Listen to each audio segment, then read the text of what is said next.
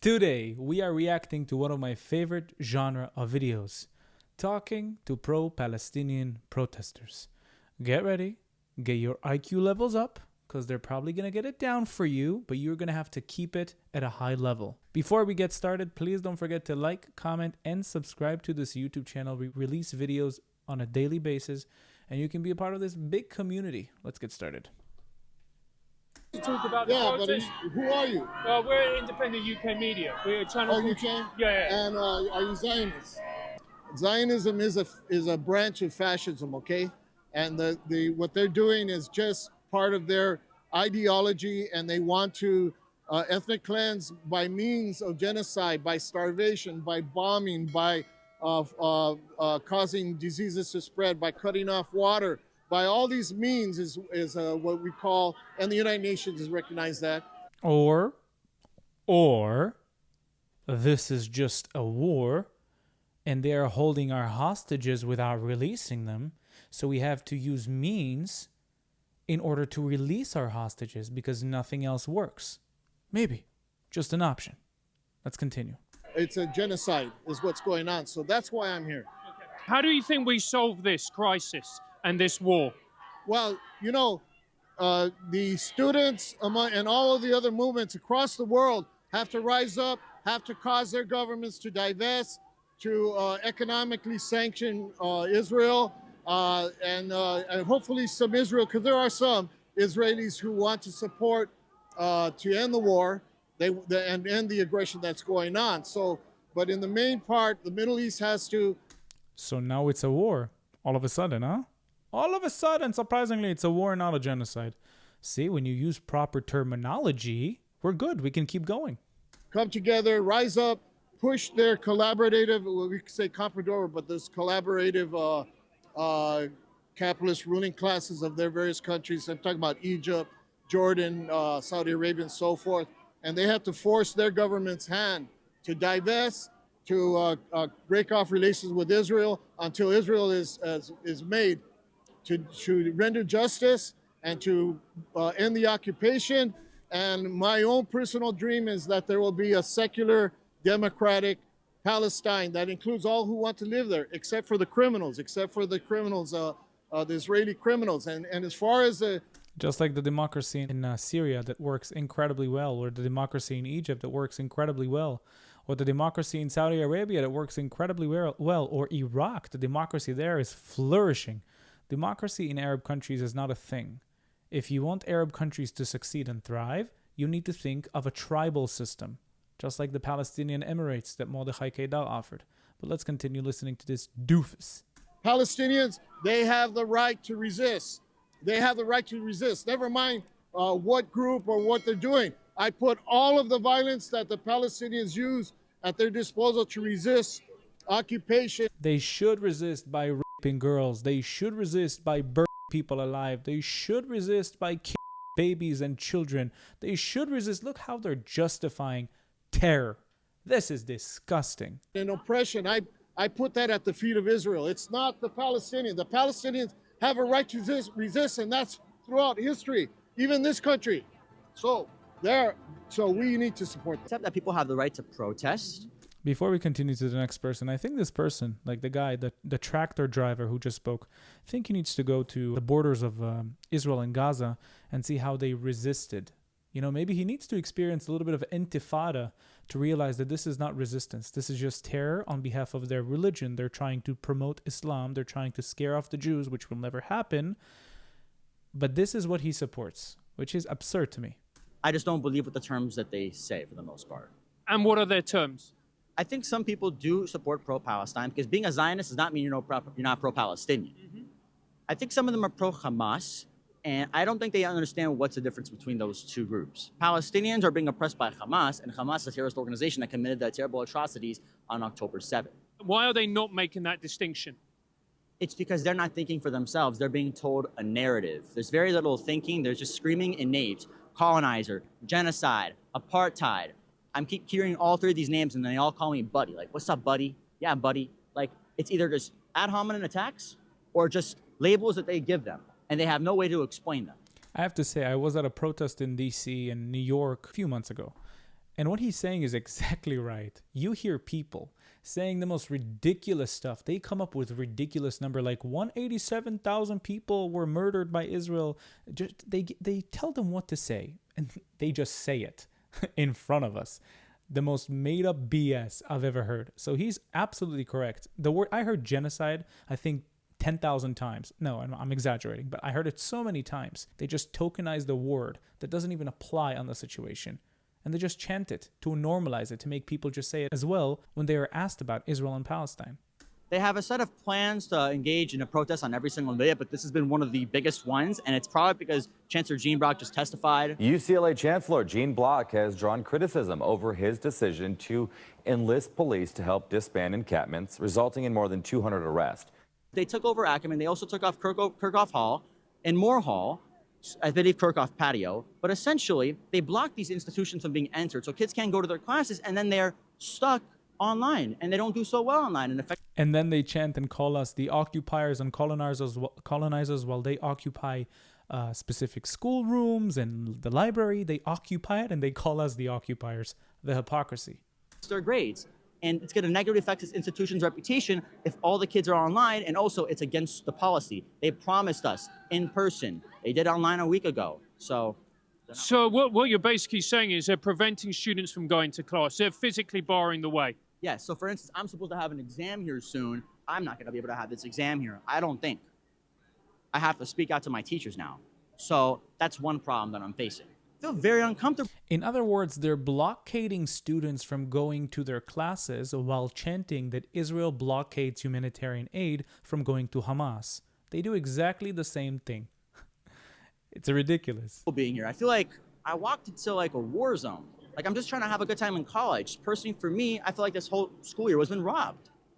It's like everything's political. I can't really say anything. I can't really do anything. And I'm afraid that if I say who I am, my teachers will give me low grades. So it's very frustrating for me. And I also want to have a good time with my friends. And everybody here wants to. Everyone's really tired of this.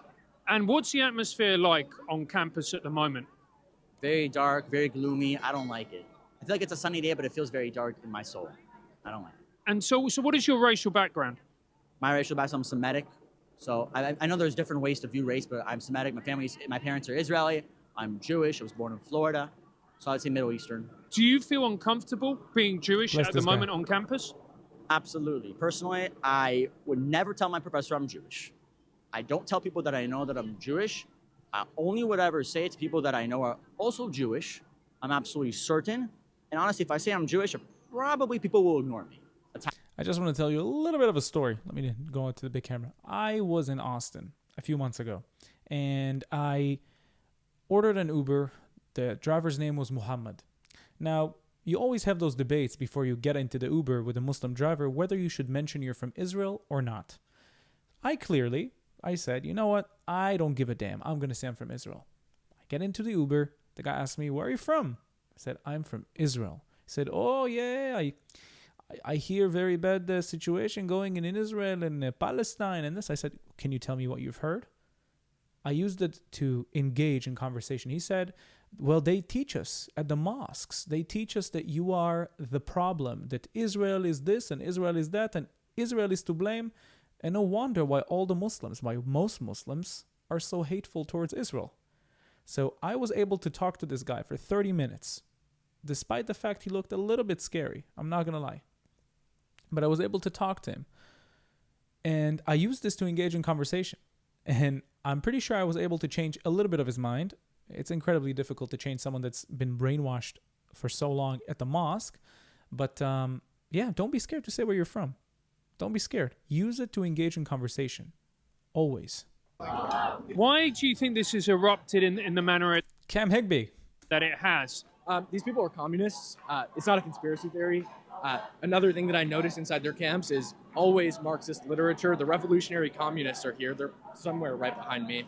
I've seen them every day that I've been here. There is communist posters everywhere. There's when I was in the encampment that was over here at Royce, there was hammer and sickles spray painted all over the floor inside the encampment. It was the second most common symbol that I saw. Guys, just so you know, this guy, Cam Higby, debated Jackson Hinkle, the most ridiculous person online that I've seen. He attended Hezbollah's leader funeral, Hassan Nasrallah. He was there. This guy debated him, and he kept them quiet the whole time. Quiet. Cam Higby, check him out. Palestinian flag. I went undercover inside the camp. So I think the ringleaders are communists. They use the Gaza conflict as a catalyst to get people out, and then they slowly try to convert them. They read communist literature at their assemblies.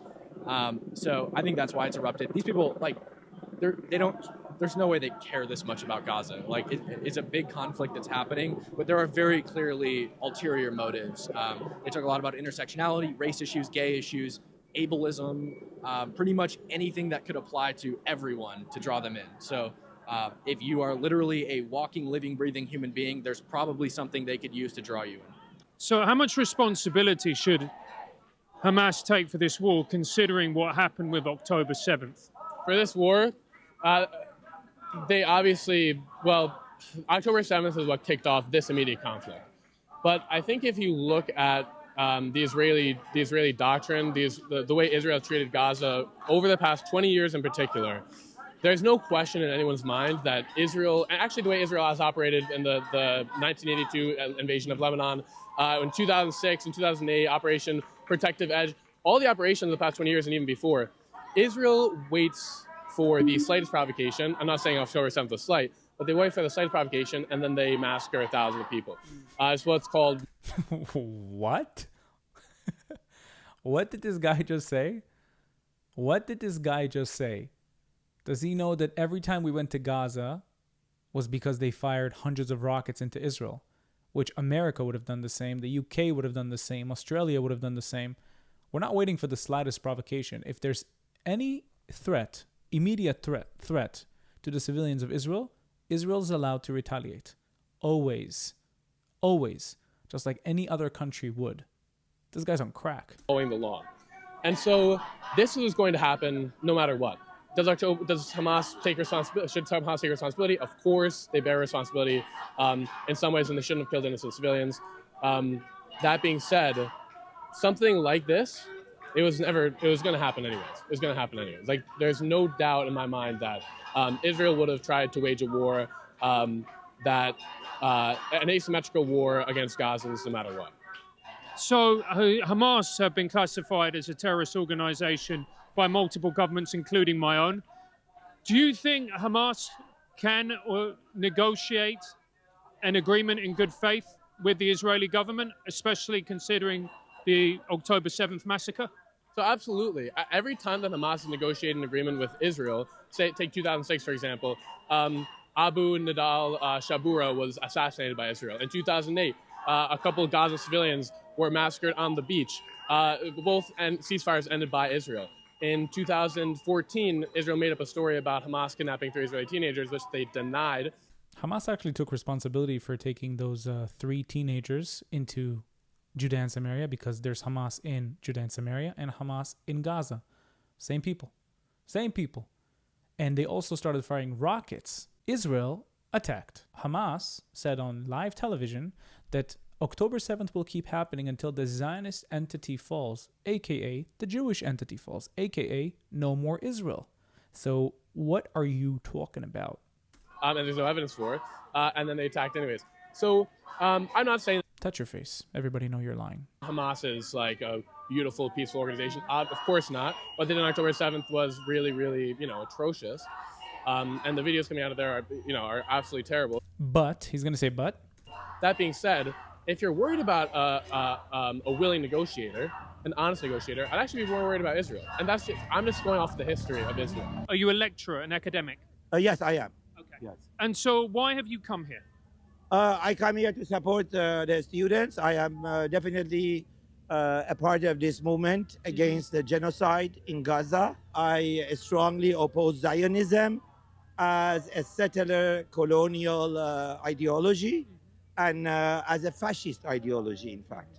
So I am against any form of injustice, whether against Palestinian, whether against Jewish, whether against any other groups. Just to clarify, guys, just to clarify for you, Zionism means that if you believe in the right of the Jewish people to self-determine in their ancestral homeland, you're a Zionist. It's nothing evil as they describe it. That's all it means. Zion is a mountain in Jerusalem which Temple Mount was built on, and Jews all over the years have been praying towards this mountain to go back to it. That's Zionism. That's it. Nothing evil. But the Muslims and the Arabs are spreading misinformation about Zionism to make you think it's an evil, satanic plan, which is not. It's a pretty simple thing. For that reason.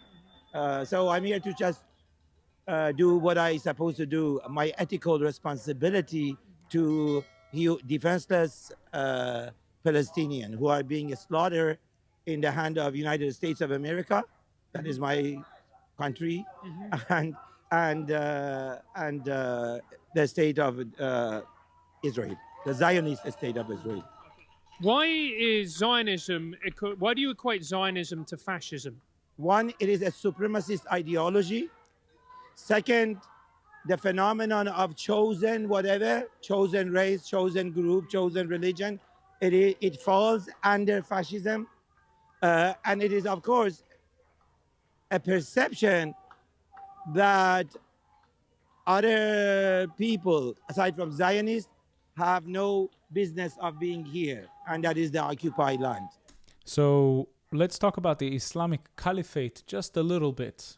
Islamic caliphate that should dominate over other religions. That's in Surah 933. Islam should prevail over all other religions. And the only reason they're trying to destroy Israel is so they can create an Islamic caliphate all over Saudi Arabia, Iran, Iraq, Syria, Lebanon, Jordan, Egypt, Morocco, Tunisia, a big Islamic caliphate so they can dominate. Notice how Muslims say that this is a fascist ideology when Islam is a fascist ideology. So it is definitely a perception that was even launched by the so-called European Jewish, who, according to many Jewish, have nothing to do with Judaism. Not true. Ashkenazi Jews have DNA coming from the Middle East more than any other European group. Ashkenazi Jews are Jews from Judea. Sephardic Jews are Jews from Judea. Mizrahi Jews are Jews from Judea. We were just displaced from our land, some of us. The Romans kicked us out, and when the Babylonians kicked us out. Know your facts. So, I mean, this is my short answer to you. That being the case, how much responsibility do you think Hamas should take for the war at the moment if we look at October 7th? First of all, see, the issue is this. One, I am against the killing of any innocent children, any innocent human beings, for that sake. But posing the question regarding to Hamas and October 7th, I think this is a wrong approach. The issue of Palestine is a very old issue. It's a Muslim issue. Ethnic cleansing of Palestinians has been going on for more than 76 years. Not only, because according to many scholars, they tried many things, but it didn't work.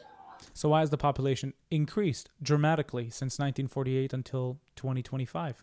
Why has it increased so incredibly high? Can anybody explain that to me? If the ethnic cleansing is so bad, or we suck at ethnic cleansing. Until, the full occupation and the full ethnic cleansing. So starting with October 7th, it is a wrong approach. However, if you are occupied, if you are being treated as half human being, or according to Ministry of War of Israel, as animal human. How are they being treated as half human beings if the Arabs living in Yafo or Haifa or Akko or Lod have exactly the same rights? These were people that were here before 1948. It has nothing to do with being Arabs or not being Arabs. It has to do with if you try to do terror attacks against the neighboring country, you will get sanctioned with checkpoints to ensure you don't do it again. You will get sanctioned with increased security. And this is just the consequences of trying to kill Jews. That's the situation. Then you have right to resist. I will actually reverse that question to you. What will happen if somebody, one of your neighbor, or somebody from another city, let's assume that you are from London, somebody from another city comes and occupy your house and shoot your child and rape somebody in your family? What do? If you can attack them, do you attack them or no? Isn't he describing the Palestinians? doing exactly that to Jews and Israelis? He describes exactly that scenario, because that's what they've been doing in the First Intifada, in the Second Intifada, in the Ninth Intifada, in 1948 with the invasion from 6 Arab countries. In all the other wars, they were targeting specifically civilians when Israel was trying to target specifically military targets. Shocking.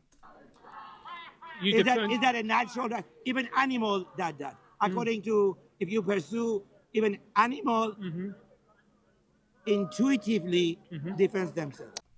Whenever I watch people talking about Israel-Palestine at protests, I always lose my mind. I really can't comprehend that this level of stupidity exists. That being said, watching pro-Palestine debates against Israel, pro-Palestine protest against Israel is one of the most enjoyable things for me to do.